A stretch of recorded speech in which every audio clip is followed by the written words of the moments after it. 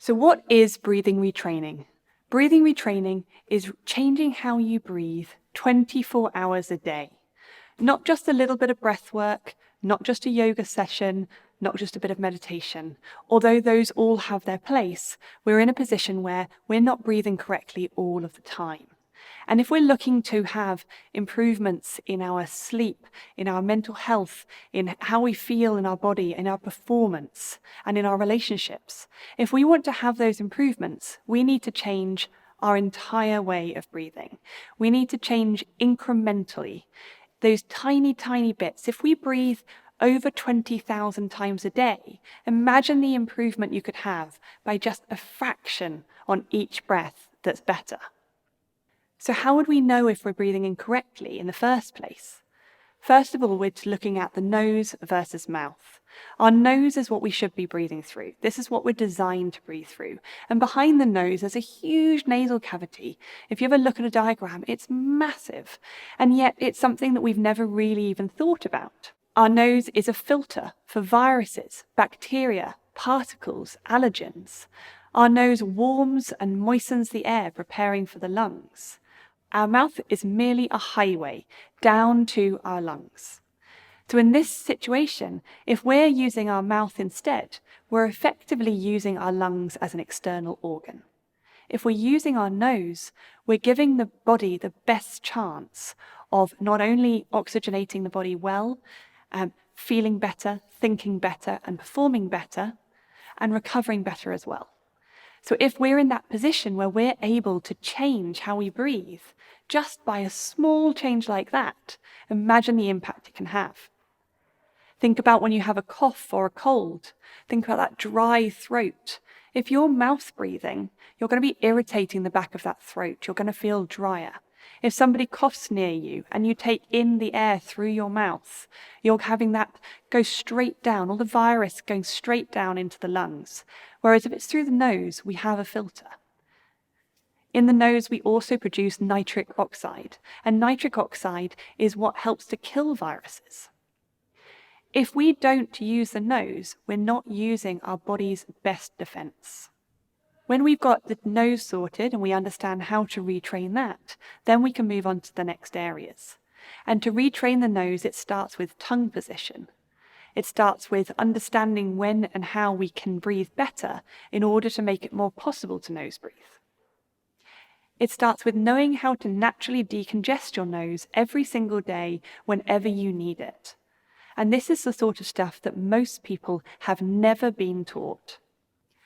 Once we're in the position where we can understand how to use our nose, and we can understand how to change the rest of our breathing, we can start to make progress. The next stage is, where are you breathing into? A lot of people have become upper chest breathers. Upper chest breathers are those who have a lifting in the upper chest here when they breathe. Some people are very tense and go right up into the shoulders as well. And those who are upper chest breathers will often notice anxiety, potentially panic attacks as well, and definitely some tension around here.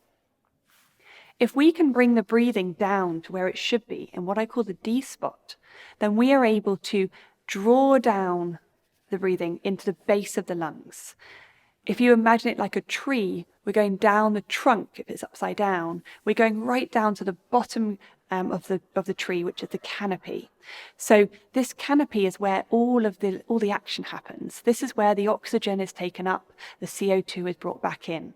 If we're only using the top of our lungs, it's like using the trunk, which is a dead space, and these little leaves just up here. It's very inefficient, and we're not using our lungs in the way they should be. The diaphragm is what is designed, even when we're a baby and we're first born. This is how we're meant to breathe into this space here. There's also a misconception of breathing too far down.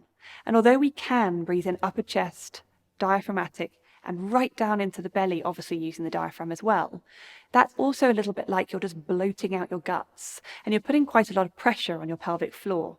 So there's a time for needing to breathe into these areas. It's not the optimal space for breathing in terms of best control, and also if we ever do need to use a larger breath, for example during exercise, to have that width, that expansion, that you don't get the length of breath that you can achieve in the space here, is so much more than the restriction up the top and the restriction down the bottom. So now we've got our nose reworking. We've learned how to use the D spot and to open up these ribs to allow space for our lungs to fill. We're now in a space we've got the opportunity to make change. Then we look at how we're going to train the breathing down in terms of the flow rate, the speed, and the audibility as well. If we're breathing too fast, too hard, too shallow, too regularly, then we are going to be in a position where we're dumping CO2. So CO2 is carbon dioxide, and it is a waste gas, but it has a function prior to being a waste gas. The CO2 is what allows us to keep our airways dilated, to keep our blood vessels dilated, and to allow the blood to flow through, carrying more oxygen to the brain, to the muscles, and to every other part of the body. If we are over-breathing, if we are dumping too much CO2, we are not allowing it to do its job. We are not allowing our brains to function optimally. We are not allowing ourselves to take control of panic attacks. We're not allowing ourselves to recover from sport or illness at the level we could be. Everybody is functioning, and most of us are functioning okay. But the truth is that many people are functioning suboptimally, and what we're looking to do through breathing retraining is getting all the functions together to allow you to breathe better day and night so that you can feel better every day, so that you can make progress with the areas of life that you're struggling in.